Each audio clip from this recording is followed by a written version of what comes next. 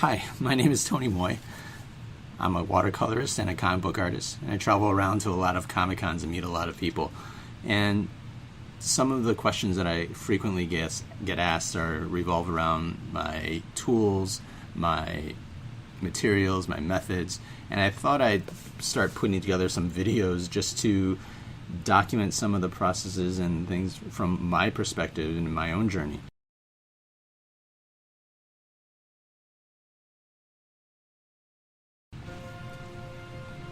All right, so let's get started.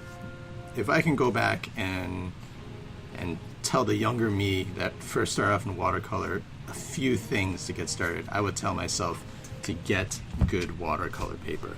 When I first started, I used Bristol board, drawing paper, sketch paper, and I had no idea on the importance of paper. So much of watercolor depends on the moisture in the paper, whether that is wet or dry, and I needed to learn all the little nuances of a paper that comes from experiencing it. How fast does it evaporate? If I put X amount of water on the page, how far will it spread? These different effects that I would try to do were very difficult on poorly constructed paper. Nowadays, 90% of what I use is this Aquarel Arches watercolor paper. I have blocks of this. So let me go through some of the reasons why I like Arches watercolor blocks. I use the hot pressed. Hot press has a very smooth finish as opposed to this little pad here of cold pressed paper, which has a much more textured, has little ridges and valleys in it. And there's also a rough press as well that has even more.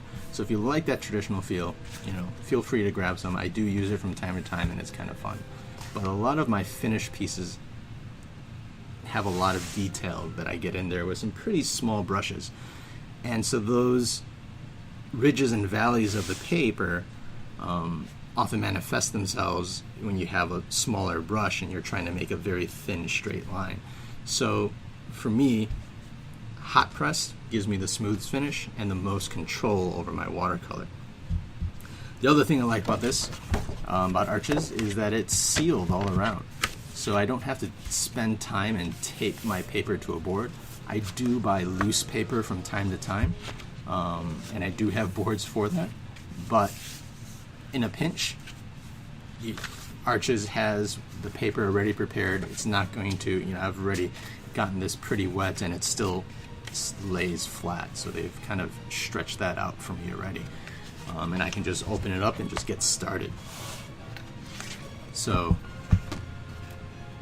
paper, incredibly important. This is what I swear by, but I do have some other ones out there. Fluid, some Fabriano, Canson has some decent ones, but 90% of the stuff I do is on Arches. The other thing I would tell myself is to don't be cheap about water, which sounds kind of strange, but I used to work with tiny little cups of water, and it would get dirty really fast, and I wouldn't change that water out. Water is pretty cheap, so get some good sized containers, and get multiple ones. One container will for clean, and the other one for kind of the dirtier brushes. And I've actually seen some artists have even more. One for warm colors, one for cold colors, and another one for just clean water. So first two tips I guess I have for anyone starting off: get good watercolor paper and use lots of water.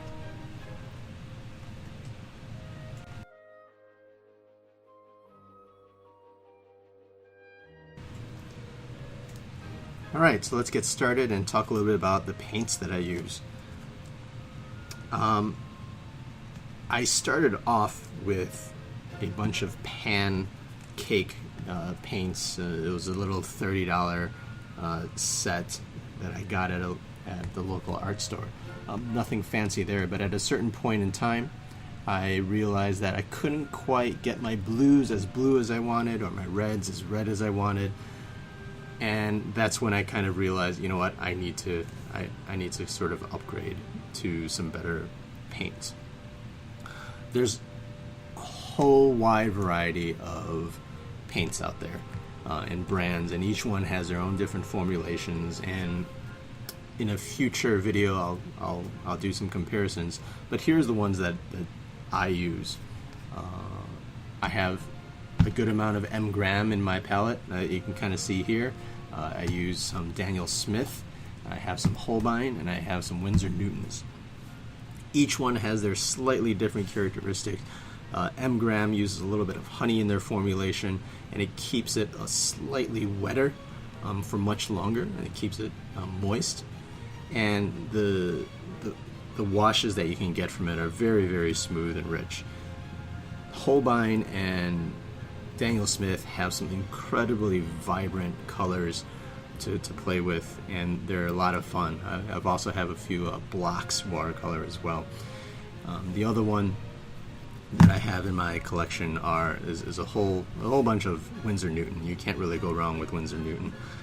This one I have here that I brought out to show is a gouache, and I do have a few colors of gouache. I have a sienna, I have a lamp black, and I have some white, and I usually use those at the very end of my pieces just to push the blacks and pull the whites as far as I can to get the contrast where I need it to be.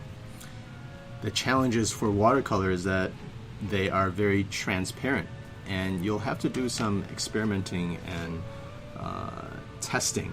Here's a sample of a little color test that I use, and what I did was create a variations of washes of 3 colors so I can see how they match up. Here I can get some pretty nice greens if I mix a decent amount of Prussian blue and a decent amount of yellow ochre. I can get this particular green. Burnt sienna and Prussian blue gets me some of these cool flesh tones in here. So going through and being sort of meticulous about some of the colors that you're using and how they interact with each other is a good exercise as you figure out what paints you like. The other quandary you're going to get into is trying to figure out what colors to add to your palette. For me, my approach is to always make sure that I have a warm and a cool palette to work from. So I want to make sure that I have my yellows, oranges, and reds on one, and I set up my greens, blues, and purples on the other. The reason for that is that when dealing with watercolor, I think that some of the most dynamic watercolor pieces out there play with contrasts and lights and darks and actually paint the light. The other tool that you have besides what's dark and what's light is also what's cool and what's warm. So not only do I have a warmer palette and a cool palette, but within each color pair, each color I have pairs where I can see, hey, here are some cooler reds, and here are some warmer reds. Here are some cooler greens over here, and here's some warmer greens that have a little more yellows and oranges in them. And same thing with each color as I work my way around my palette. So as I make my choices in my final pieces, not only am I choosing, oh, this is in my shadow, I'm going to make my shadows slightly cooler, so I can use a red in my shadow, but I'm going to use a cool red in my shadow. I may have a guy in a blue outfit in warm tones where the yellow orange lights are shining, but I'll use a warmer blue or use a warmer green to accentuate that, and that helps me play around with a lot of the balance of a piece. So as you can see, my palette is pretty messy. I do a lot of blending in this area. I don't necessarily keep my colors very distinct and clean, and I don't often try to except for my yellows where I try to keep it a little bit cleaner because they get polluted pretty easily. But I have no problem mixing colors directly into the well sometimes, because all you really have to do is to get a clean brush with some clean water, and you can scrub off that top layer of mixed colors, and you'll get to your pure pigment down below. So these are the paints that I use. Here's the palette setup that I generally have. And so now let's move on to the brushes that I use.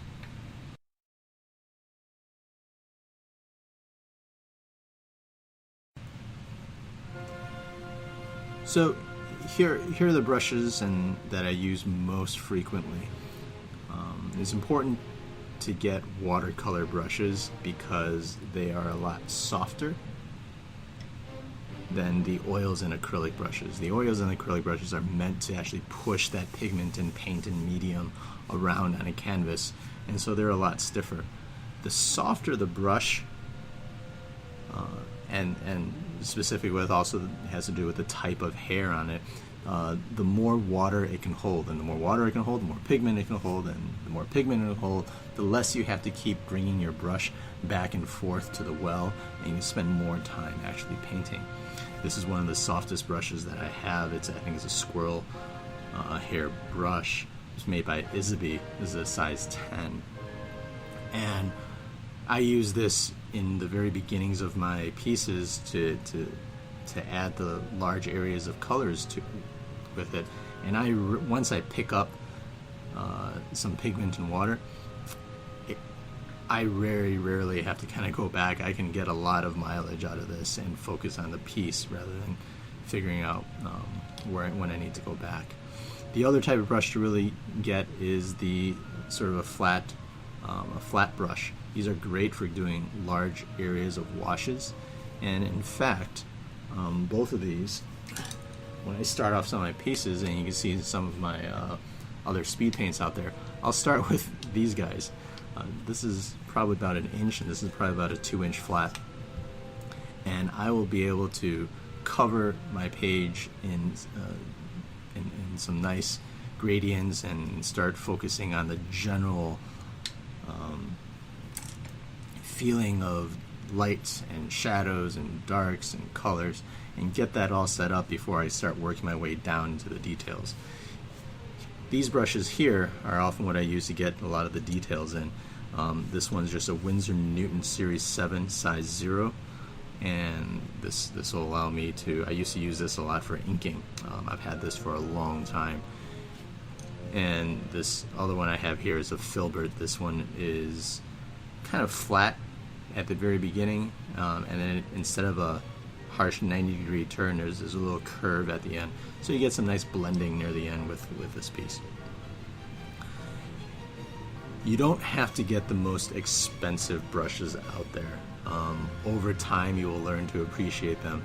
I first started off buying a bunch of cheap brushes, but using them as frequently as I did, they would start to split, they wouldn't hold a point as well, and the amount of money that I would spend to keep up with a lot of my cheaper brushes, I would cost more than actually investing in an actual expensive brush.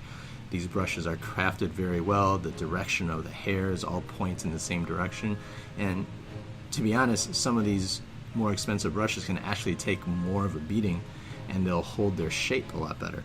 So you know, if I forget to wash a brush for a few days or something like that, it's not going to be as big of a deal with these more expensive brushes than with the cheaper ones. The other brushes that I also use this is I think called a stencil brush, but essentially, you know, it's a hog's hair or a very synthetic stiff bristle brush. And I talked earlier about getting good paper that can withstand a beating, and I often use this to kind of scrub some of those first layers away if I want to get back to a white or get some nice glowing effects. I can achieve that with a very stiff brush. And here's another one as well. This is Escoda. This is actually, I think, a acrylic brush or an oil, and you can tell by the length of sort of where you would hold it. So the length of the brush is a lot longer, so you can kind of hold it farther back and deal with a canvas in front of you instead of using it more like a pencil with watercolor. Right. So the stiffer acrylic and oil brushes are great for some textures. I also have a few calligraphy brushes as well that provide some texture, but for the most part, these are the brushes that I use on a pretty much day-to-day basis.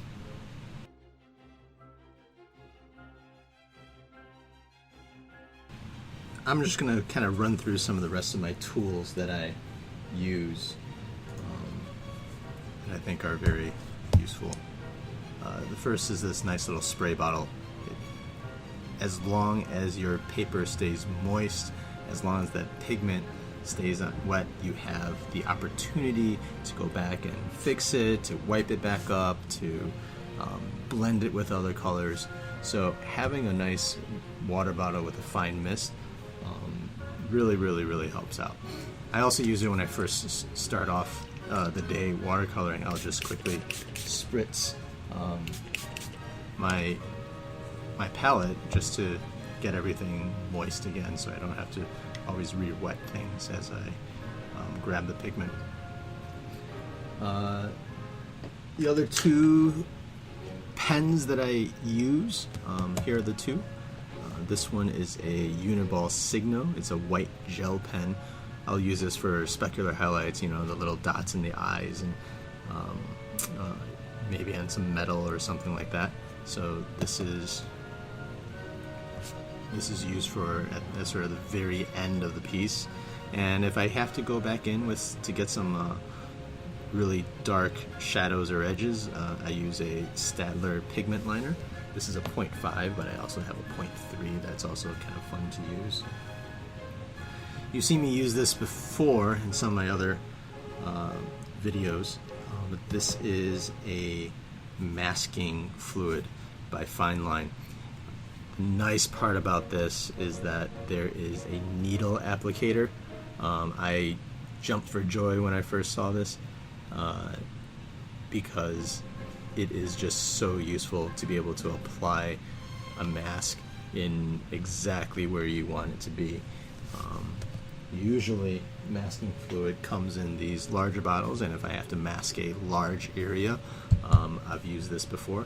So, but be aware that you should have some older brushes if you're going to use large areas to mask, because odds are your brushes will be destroyed after that. All right, let's see here. We also have some mediums, and I'll get into these in another video. This is a granulation medium. It allows you to kind of get that cracked earth sort of feel. You use that instead of water. And then we also have a iridescent medium here. And the iridescent medium kind of gives you some sparkles. They're kind of fun to play with. I don't use them very often. But there's a whole bunch of additives that you can add to your water or your watercolors to have them behave a certain way. Alcohol is another one. This is what I use. It's just an ethyl rubbing alcohol. I have a 70%, and I also have like a 90% or something like that. And sprinkling this on a wet area, you'll see some textures and patterns appear. So you can play around that, learn that on your own, have some fun with it. I'll put that off to the side for a moment. The other things I use on my list, I have some in my studio. I have some watercolor pencils. These are very good. I use these at either the very beginning or the very end. If I'm just kind of sketching out and I don't want as much pencils to show through, I will use the appropriate color watercolor pencil, because once you add water to it, it kind of blends out, and you're left with a soluble sort of lead. These are also very useful at the end if you want to really highlight an edge that you've lost along the way, fix a few mistakes, and get that control that sometimes you just don't quite have with a brush. These are Faber-Castell. I've had this set for quite a while. It's a set of about, I think, 64 different colors. So whatever color I want, I kind of have. I'll put these guys here.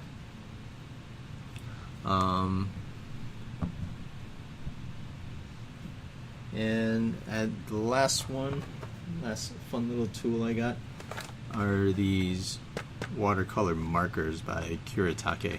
Let me open this up for you.